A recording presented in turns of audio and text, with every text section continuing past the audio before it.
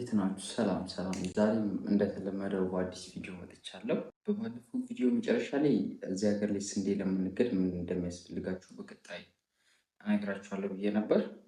ዛሬም ግን ከዛ በፊት በሀገራችን በኢትዮጵያ ውስጥ ለምን የስንዴ ዋጋ ይለዋወጣል? የስንዴ ዋጋ ለምን ይቀንሳል? ለምን ይጨምራል? አንዴ ከፍ አንዴ ዝቅ ለምን ይላል? ከፍና ዝቅ እንዲል ከሚያደርጉት ምክንያቶች ውስጥ አንድ ዘጠኙን አንድ ሁለት ብለን እየነቀስ እያወጣን የምናያቸው ይሆናል። ሜቢ ይህ ቪዲዮ ለስንዴ ምርት ብቻ ሳይሆን ለሌሎችም ለግብርና ምርቶች ዋጋቸው ለምን ይቀንሳል፣ ለምን ይጨምራል የሚለውን ምላሽ ይሆናል ማለት ነው። ስለዚህ ይህንን ቪዲዮ ካያችሁት ይህ ሊጠቅማችሁ ስለሚችል ሰብስክራይብ ሳታደርጉ እንዳታልፉት። የመጀመሪያው ካሉ 9 ምክንያቶች ውስጥ አንደኛ ብዬ የምጠራው እርሻ የምርት መጠንን ነው። ይህ የእርሻ የምርት መጠን ስንል ዝናብ ካነሰ ወይም ደግሞ ምርት ከፍ ሲል፣ ምርት ካነሰና ምርት ከበዛ፣ ያ ማለት ዝናብ ካነሰ ምርት ያጥራል፣ ምርት ካጠረ ማለት ምርት ካነሰ ዋጋ ይጨምራል ማለት ነው። ምርት ከፍ ሲል ማለት ነው። አሁን ለምሳሌ አንድ ገበሬ በጥማድ ላይ 4 ኩንታል 5 ኩንታል የሚያገኝ ከሆነ የዚህ መጠኑ ከፍ ብሎ 7 8 10 የሚሄድ ከሆነ ገበያ ላይ ያለው ዋጋ ይቀንሳል። ምክንያቱም ምርቱ በጣም ከፍ ብሏል ማለት ነው። በሁለተኛነት የምናየው ደግሞ የዘመን ተጽዕኖ ነው። የዘመን ተጽዕኖ ማለት ሲዝን አለው። አሁን ለምሳሌ እህል፣ እያንዳንዱ እህል ሲዝን አለው። ከመኸር በፊትና ከመኸር በኋላ ብለን ማለት ነው። ከመኸር በፊት የምንለው የሆነ ድርቅ የሚኖርበት ሰዓትና እህል የሚያንስበት ሰዓት ነው። ያ ማለት እህል ገና ሊደርስ ሲል አካባቢ ማለት ነው። ሳይደርስ ሊደርስ ሲል አካባቢ ያኔ ነገሮች በጣም ይወደዳሉ ማለት ነው። ከመኸር በፊት ማለት ነው። ከዛ ከመኸር በኋላ ደግሞ ምርት ከደረሰ ወይንም ስንዴ ከተወቃ በኋላ ደግሞ ያው ምርት በብዛት ወደ ገበያው ስለሚገባ ያኔ ደግሞ ዋጋ ይቀንሳል ማለት ነው። በሶስተኛነት የምናየው የመጓጓዣ ወጪ፣ ያ ማለት የትራንስፖርቴሽን ወጪ ማለት ነው። ይሄም በእህሉ ላይ በሚኖረው ዋጋ ላይ ከባድ ተጽዕኖ አለ። አሁን ለምሳሌ የነዳጅ መጥፋት፣ የነዳጅ መወደድ፣ ይህም የምርቱ ዋጋ ላይ የሆነ ያክል ፐርሰንት ጨምሮ የስንዴ ዋጋ ሆነ ሌላ ምርት ሊሆን ይችላል። ግን በዋናነት ስንዴ ስለሆነ ስንዴ ዋጋ ያለ የስንዴ ዋጋ ላይ ከፍ ያደርግብናል ማለት ነው። አራተኛነት የምናየው የብር ዋጋ ማለት ነው። አሁን የብር የመግዛት አቅሙ በተዳከመ ቁጥር የነገሮች ዋጋ እየጨመረ ይሄዳል። እሱም አንድ የስንዴ ዋጋ ላይ ተጽዕኖ ያሳድራል ማለት ነው። አምስተኛነት አርግቼ ማነሳው የመንግስት ፖሊሲ። መንግስት የነገሮችን ዋጋ ለማረጋጋት የሚያደርገው ድጎማ አለ። ይሄ ድጎማ በሚኖርበት ሰዓት የነገሮች ዋጋ የመቀነስ አዝማሚያ ያሳያሉ። ሌላው ደግሞ ኢምፖርት እና ኤክስፖርት ላይ፣ ለምሳሌ ስንዴ ኢምፖርት የሚደረግ ከሆነ እዚህ ሀገር የስንዴ ዋጋ ውድ ነበር። ኢምፖርት የሚደረግ ከሆነ ደግሞ የስንዴ ዋጋ ከውጭ ሀገር በሚገባበት ጊዜ ሀገር ውስጥ ያለው የስንዴ ዋጋ እየወረደ ይመጣል ማለት ነው። ትንሽ ያቀዛቅዘዋል።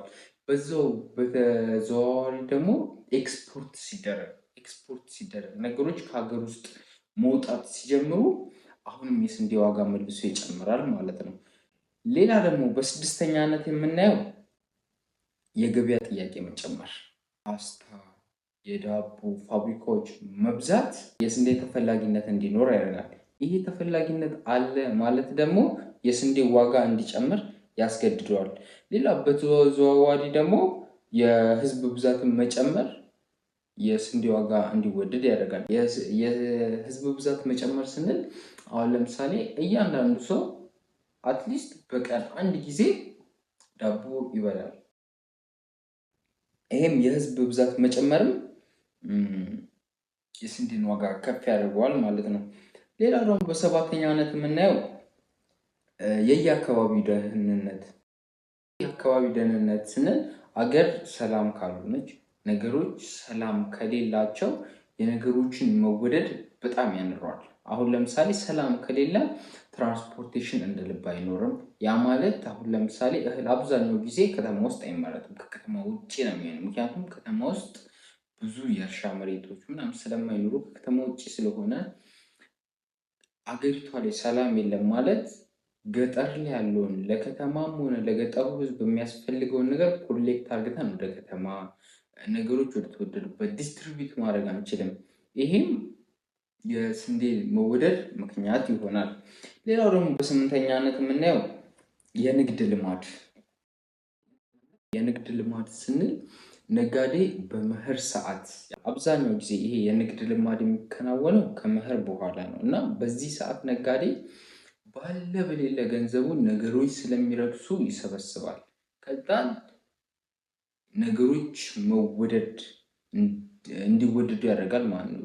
በርካሹ ሰዓት ከሰበሰበ ከገበያው ላይ በተወሰነ መልኩ እጥረት ስለሚፈጠር ይህም አንድ የነገሮችን መወደድ ያመጣል ማለት ነው። በዘጠነኛነት የምናየው የዓለም ዋጋ ተጽዕኖ የዓለምን ዋጋ ተጽዕኖ ያለ ዓለማችን ላይ በተለያየ አይነት ምክንያቶች ዋጋ ቫሪዬሽን ሊመጣ ይችላል። አሁን ለምሳሌ በበሽታም ሊሆን ይችላል።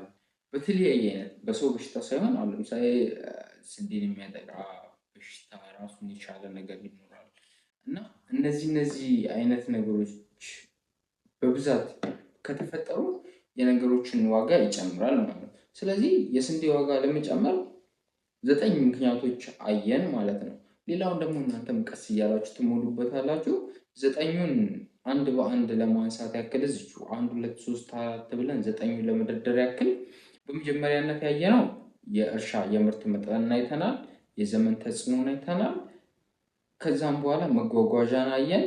ከዛን የብር ዋጋ መጨመር መቀነስ የሚለውን አየን። ከዛን በኋላ በአምስተኛነት ደግሞ የመንግስት ፖሊሲን አየን። በስድስተኛ ደግሞ የገበያ ፍላጎት መጨመር አለ ወይም የገበያ ጥያቄ መጨመርን አይተናል። ሰባተኛ ላይ ደግሞ የአካባቢያችን ደህንነት ወይም የአካባቢ ደህንነት የሚለውን አይተናል እና ደግሞ የንግድ ልማድ የሚለውን አይተናል። አብዛኛው ነጋዴ ሰርቨር የሚያደርገው እሱን አየን። ሌላው ደግሞ ዓለም አቀፍ ሲሆን የዓለም ተጽዕኖ ወይንም የዓለም ዋጋ ተጽዕኖ ማለት ነው። ይህም የስንዴ ዋጋ ላይ የተለያየ አይነት ቫሪዬሽን እንዲመጣ ያደርጋል። እነዚህን ካየን በኋላ ስለዚህ ስንዴ በየትኛው ሰዓት መግዛት አለብን የሚለውን ታስቡበታላችሁ። በየትኛው ሰዓት መሸጥ አለብን የሚለውን ታስቡበታላችሁ። ከዛም በኋላ ደግሞ በቀጣይ ደግሞ በሚኖረን ቪዲዮዎች የትኛው አካባቢ ላይ ጥሩ ስንዴ አለ እና ምን ያክልስ ተፈላጊ ናቸው የሚለውን የምናይ ይሆናል ማለት ነው። ለዛሬ በዚሁ